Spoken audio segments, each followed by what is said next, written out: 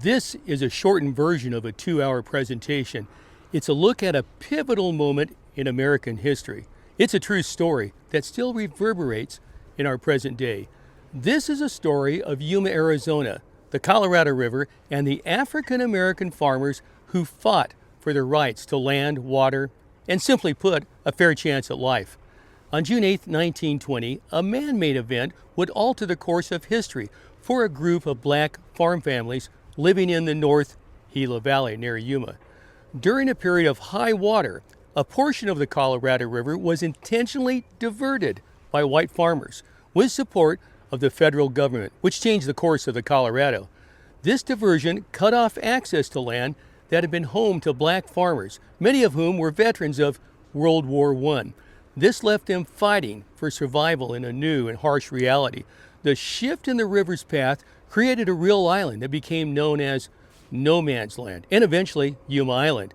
In 1966, this 4,000-acre tract of land was split between Arizona and California. This land had once been included in the first federal reclamation project on the Colorado, but eventually the land was deleted from the project for obvious reasons.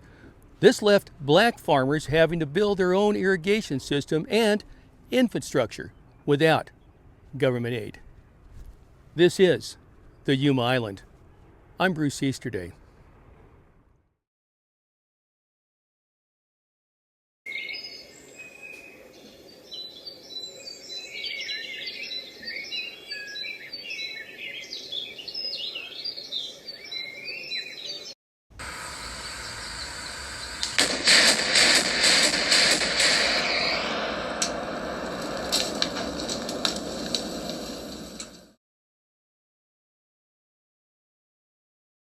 Some of you may call it the island, others maybe Gila Bend, Yuma Island, or No Man's Land. It's just about 3 miles east of the Yuma Crossing area. Well, today, the pioneering families of the Gila Valley were presented a legislative proclamation for the 100-year anniversary of the island. News 11's Aziza Schuler joining us live in studio with their story.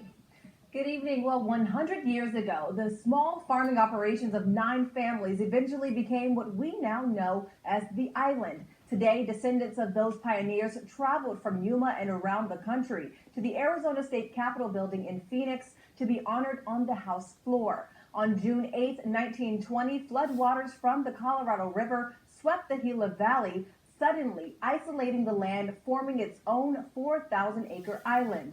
After those floodwaters washed away, in came a wave of struggles for the African American farmers and families who originally occupied the land. Federal government provided 7 kegs of black powder to some local farmers that were used to blow up the entrance of a river oxbow that had been developing for 70 years. The island was deleted from the Yuma Reclamation Project in 1904, thereby forcing the island farmers to build their own irrigation and infrastructure without aid from governmental entities. Representatives Tim Dunn and Joanne Osborne invited the members of the Arizona House to recognize the hard work of a group of minority pioneers. In 2020, there are 6 generations from those pioneering families. They continue to share their family stories of coming to Yuma 100 years ago in wagons and a train. Reporting live in studio, Aziza Schuler, News 11. Well,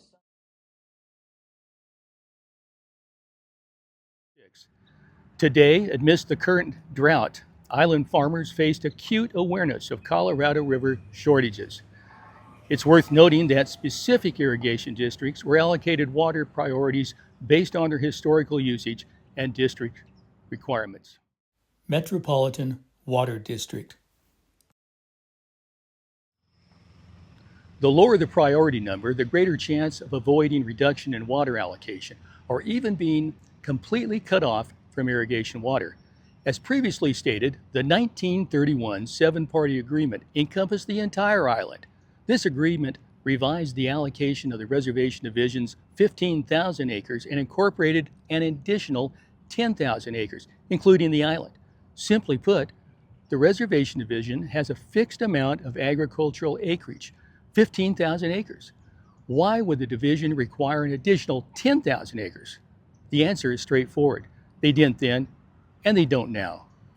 Metropolitan Water District has argued that the additional acreage was allocated to the Reservation Division as a contingency in case they needed it, or words to that effect.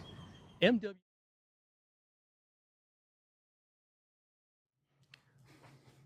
The 1931 Seven-Party Agreement. It was signed into law by none other than Ray Wilbur, Secretary of Interior. An addition of 10,000 acres was given to the Reservation Division, made up of the Cushan tribe in Bard, California. I believe that Secretary of Interior Ray Wilbur didn't fully understand the additional 10,000 acres of water given to the Bard Water District. MWD has argued the additional acreage was granted to Bard just in case it was needed. That's laughable, as that area of farmland is maxed out at 15,000 acres. Therefore, other lands had to be included in the extra 10,000 acres of water allotment. And the only way to get to that total allotment of 25,000 acres is to add the island's 4,000 acres.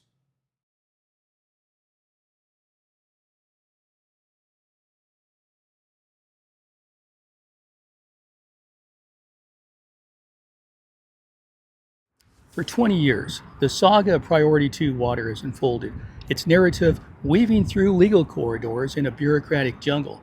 February 4, 2005, in a landmark decree, a special master ruled that the Secretary of Interior must decide within 1 year of demand by the Metropolitan Water District of California as to the priority of water use on Yuma Island. However, in February of 2006, Metropolitan Water District advised reclamation of its first annual deferral of a secretarial decision and continues to present day. Really? Yeah. The irony is crystal clear. An entity responsible for managing water rights takes its sweet time, 2 decades, to decide while using its legal power to overpower its obvious foe, the island farmers. It's reminiscent of its legendary congressman, Phil Swing, who was said to be the father of Metropolitan Water District. 1851, Fort Yuma.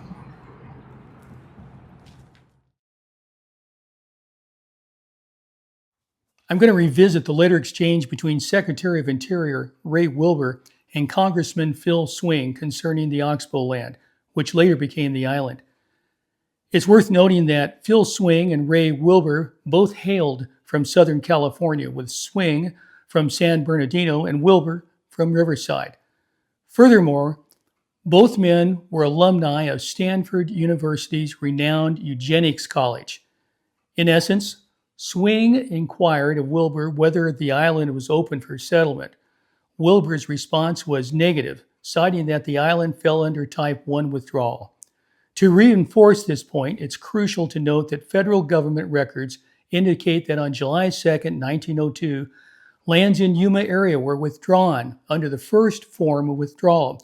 This information is corroborated by a map found in the first annual report of reclamation, the Yuma Reclamation Project.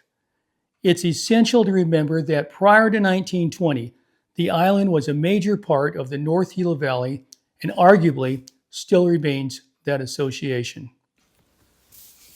July 2, 1902, the law stipulated 2 categories of withdrawal. First form withdrawals included areas where irrigation works would likely be built.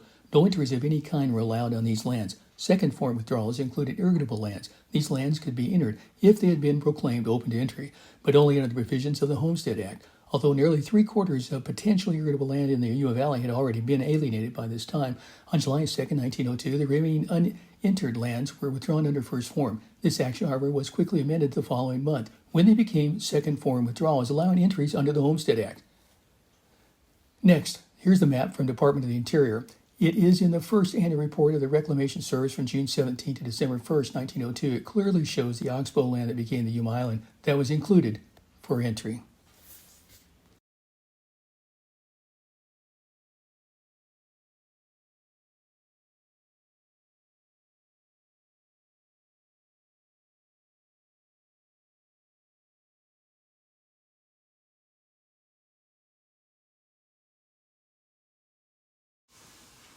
Secretary of Interior Ray Wilbur. Wilbur was also the president of Stanford University, a premier eugenics college. One of his best friends was Herbert Hoover, who also graduated from Stanford.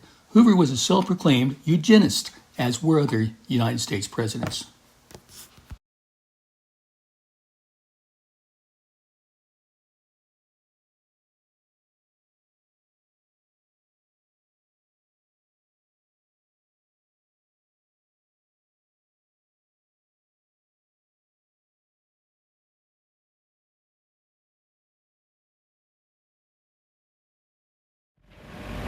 In the Black Canyon, adjoining the states of Nevada and Arizona, is an ideal site for the construction of a great dam.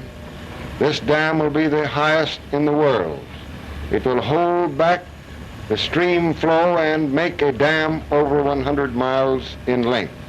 During flood, as much water passes by this dam site as now goes along the Mississippi in front of St. Louis. This water will be checked. The dam will be paid for by the falling waters which it generates. The water will be distributed throughout the Southern California plain. There will develop, as I said, a great civilization.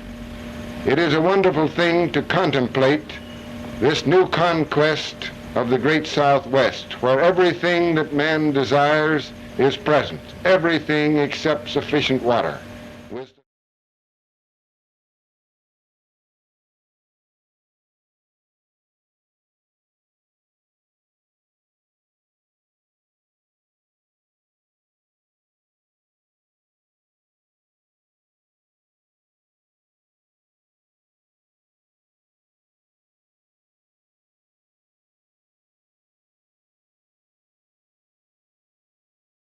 Metropolitan Water District stated that the Oxbow River land that became an island was never part of the Yuma Project. Here's a Reclamation Service map of 1904 depicting the canal system, highlighted in orange, that would deliver water to the center of the Oxbow, highlighted in yellow. This part of the North Gila Valley would eventually become the island in 1920.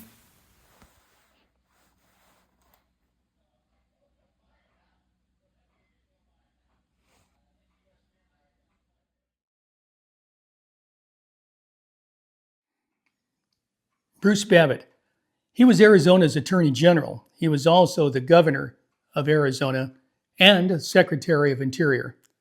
On July 1st, 1977, Babbitt, then Arizona's Attorney General, made a compelling argument in a letter addressed to William Lovell in the Field Solicitor's Office of the United States Department of the Interior. Babbitt contended that all land on the western side of the Yuma Island had accreted to the 1894 federal land grant allocated to the territory of Arizona. Consequently, the Arizona-California Boundary Commission's decision to delineate the state boundary along the 1874 surveyed meander boundary on the right bank of the Colorado River was deemed erroneous. This division of the state boundary on the island between California and Arizona, however, did not alter land ownership. While potential remedies such as legal action or legislative measures at state and federal could address this issue, the associated cost and legal complexities might outweigh the practical justifications for pursuing such avenues. Federal law, inherited from England and integrated into the United States legal framework upon its formation, provides clear guidelines for land ownership in the event of navigable river course changes, a scenario exemplified by the Colorado River's shift just about 4 miles east of Yuma, Arizona. This issue is twofold, encompassing both state boundary and land ownership matters. When a river gradually alters its course, known as accretive movement, the state boundary and land ownership remains tied to the river's center, even as it migrates across a floodplain. Conversely, abrupt changes in river course, termed avulsive movement, do not alter prior land ownership.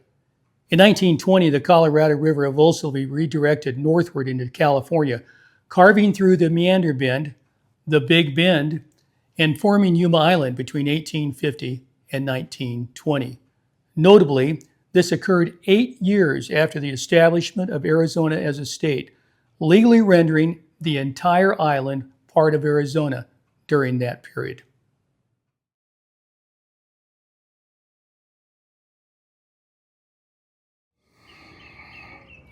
The KKK wielded substantial influence within both city and county government circles, with members occupying key positions such as Superior Court judges, Arizona Territorial Supreme Court judge, and even an Imperial County judge. Their reach extended into legislative bodies, with a member holding a seat as an Arizona state senator. Beyond elected positions, the Klan's presence was pervasive among local farmers, clergy, and even within the automotive sector, including 2 prominent car dealerships. Support for the KKK was widespread among local newspapers, law enforcement officials, including a deputy sheriff, who was also a constable, county attorneys, and legal practitioners. This alignment of power extended to national levels, with proponents of eugenics including secretaries of the Interior and presidents of the United States. The aforementioned highlights the systematic discrimination faced by minority farmers and the extensive influence of the KKK across various facets of local and national governance during that period. And yes, it happened right here in Yuma, Arizona.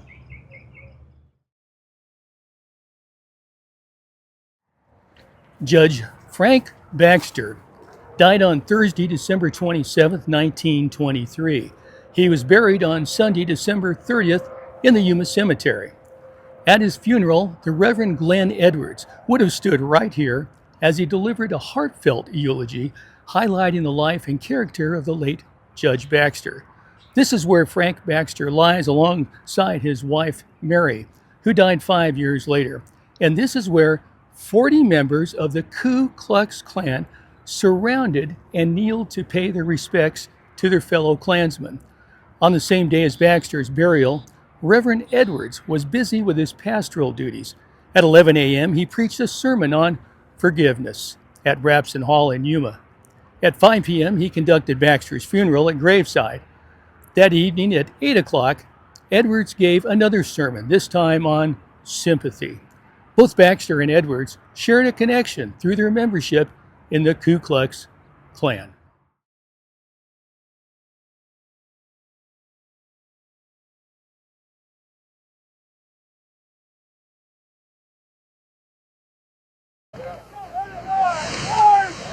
Move back, everyone move back now.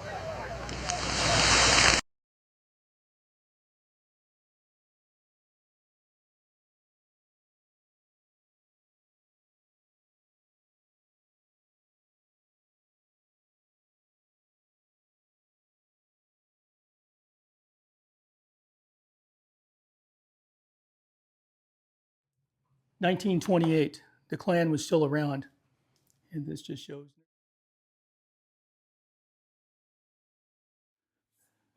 1928, Colorado River flowing south, almost to the Big Bend, but it flows south then from 1920, where it hit the new confluence of the Colorado and Gila, then flowing south past Yuma and all the way into Mexico.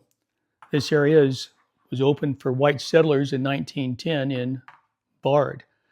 And directly below that area is the island. In 1928, the federal government produced map number 23328.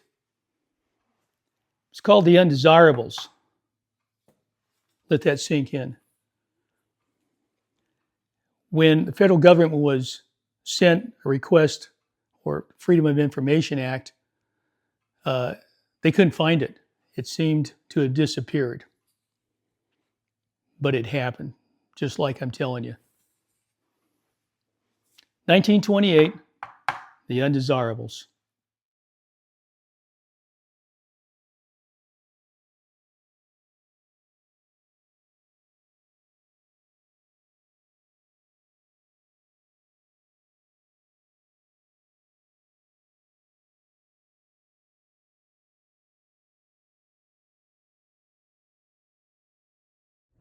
Well, my twin brother, he was always quiet and he didn't do nothing. I stayed in government, I'll admit that. But instead of them calling our names, they had him as the yellow-tailed twin because he was brighter than me. And I was darker. And if I did it, said a black twin did it. Because the yellow twin, he was scared. He wouldn't do nothing.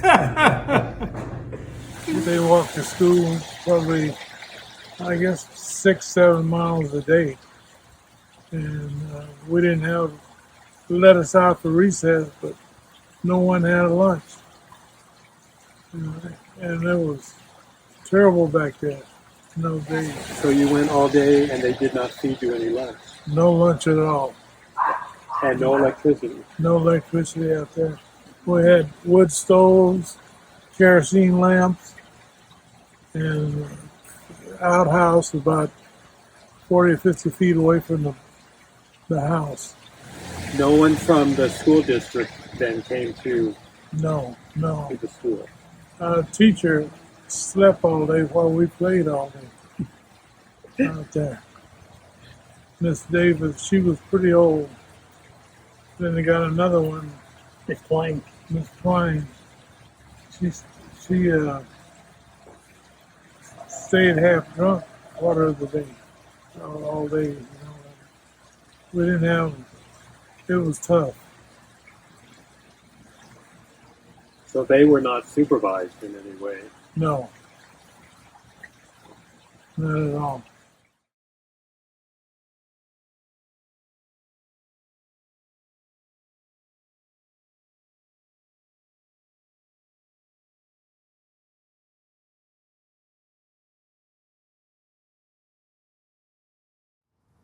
The plight of the black farmers on Yuma Island paints a sad tale of injustice, oppression, and relentless struggle. In the island history, the land itself became a prison, and the system meant to serve and protect only deepened the suffering of people who had nowhere else to go. Imagine the scene in the summer of 1920 when the Colorado River was intentionally altered, its flow violently redirected by use of explosives planted along the river's banks. The flood of water that followed created an island between the Colorado River, trapping black farm families with nowhere to go. For the black farmers who had settled along the river, this major portion of the North Gila Valley was their refuge, the one place they could call home. Vernie Gilmore, who grew up on the island, explained it simply. It was the only place black families could retreat to. They couldn't go out here to the Yuma Valley, and they couldn't go to the Yuma Mesa. But instead of helping, the powers to be turned their backs, leaving the black families isolated. The dynamite that changed Colorado's course was secretly provided by Reclamation Service. In the midst of this, black men and women were forced to take severe measures to survive. Due to necessity, some tried to swim across the Colorado, and tragically, some drowned in the attempt. But who was responsible? The farmers who detonated the explosives, the government that provided it, or the system that welcomed it to happen with no regard for the lives being destroyed? Who followed up with help for the trapped black families after the explosions that day? A local judge was complicit in these actions. He lived next to the Colorado River and directly across from the newly formed island. He recalled that he walked along the levee to a point where 3 men stood watching the river spilling into an old meander of the Colorado. One of the men said, "Don't tell anybody about this, we'll get in trouble." Yet no one faced consequences. The only thing that came from it was the misery and suffering of those whose only crime was wanting to farm and live in peace. By the way, the local judge was a member of the Ku Klux Klan. The history of Yuma Island and its black farmers is a painful testament to the reality of systemic racism. It was not just the individual actions of cruel men, it was a system that viewed these people as less than human. In 1928, Reclamation Service produced a map of Yuma Island, then referred to as No Man's Land, as well as other names. The map was labeled undesirables, a term that had come to symbolize the government's attempt to erase and demean the very existence of these black families. The cruelty wasn't just an accident of time, it was deliberate. In 1936, the Bard Irrigation District sent a letter to Secretary of Interior Harold Ickes, protesting against resettling colored people on certain lands in southern Imperial County along the Colorado River. The district was referring to the colored people living and farming on the island. The word colored was never far away from the racial segregation they endured. In 1910, Reclamation Service opened Bard, California for settlement. but it came with a caveat, opened to white settlers.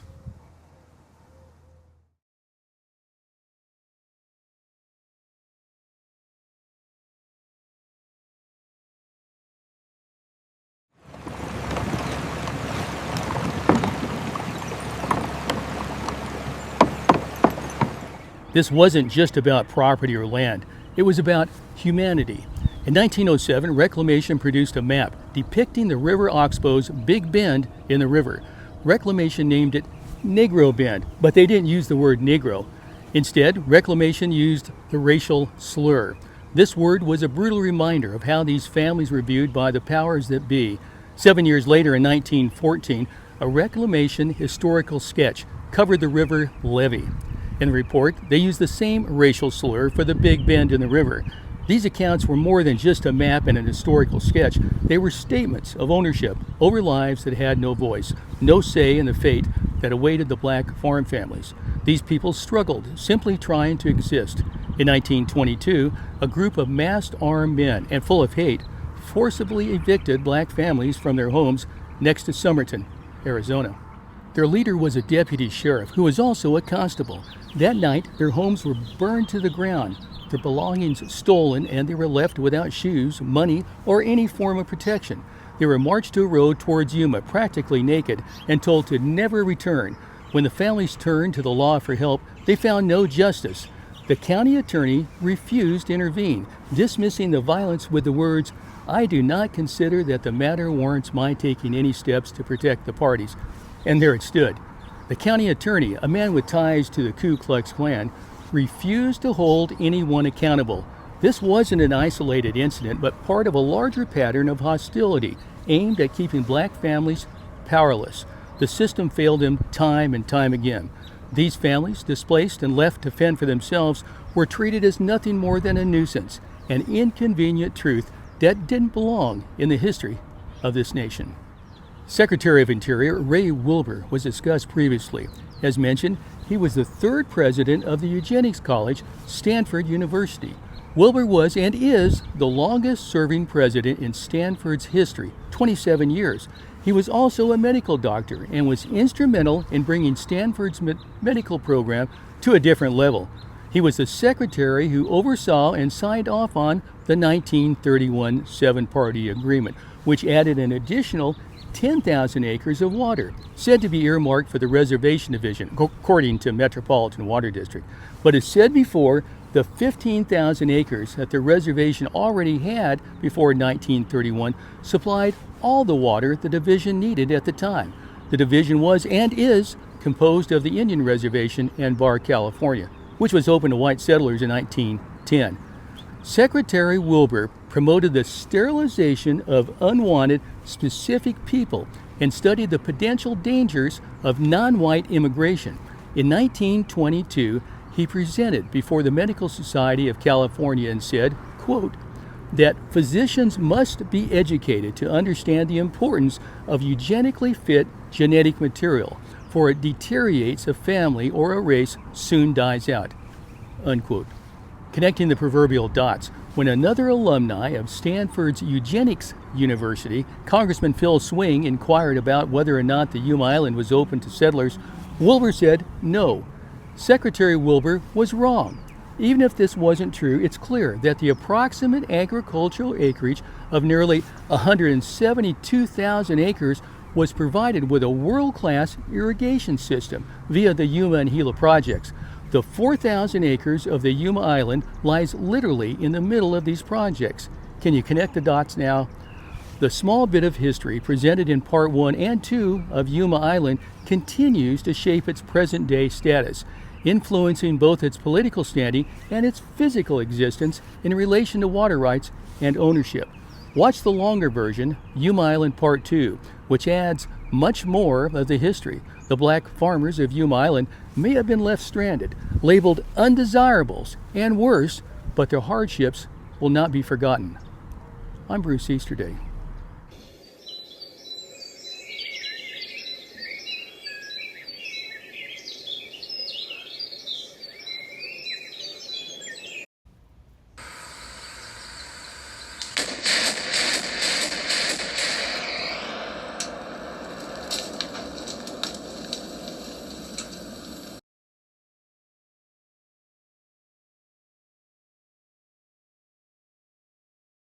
Bye.